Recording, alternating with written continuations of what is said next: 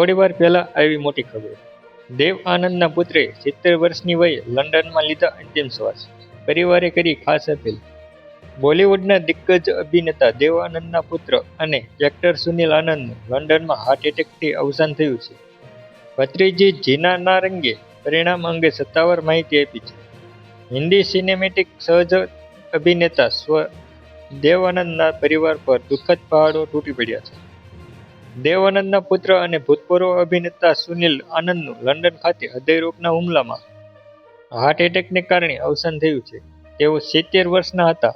આ માઠા સમાચારની પુષ્ટિ દેવ આનંદની પૌત્રી અને સુનિલ આનંદની ભત્રીજી જીના નારંગે દ્વારા કરવામાં આવી છે. દુઃખદ ઘટના અંગે માહિતી આપતા જીના નારંગે પરિવાર વતી એક નિવેદન જારી કર્યું હતું, જેમાં તેમણે જણાવ્યું હતું કે અત્યંત ભારે હૈયે અમારો પરિવાર સુનિલ આનંદના અવસાન પર શોક વ્યક્ત કરે છે. આ મુશ્કેલ સમયમાં આપ સૌ તરફથી મળી રહેલી સાંત્વનાના, પ્રેમ અને પ્રાર્થનાઓ માટે અમે આભારી છીએ. અમારી નમ્ર વિનંતી છે કે દુઃખની આ ઘડીમાં અમારા પરિવારની પ્રાવેણથી જાળવી રાખવામાં આવે. ઉલ્લેખનીય છે કે હિન્દી સિનેમાના મહાન કલાકારોમાં ગણાતા દેવ આનંદનું પણ વર્ષ 2011માં 88 વર્ષની વયે લંડનમાં જ નિધન થયું હતું અને હવે તેમના પુત્ર પણ લંડનમાં અંતિમ શ્વાસ લીધા છે.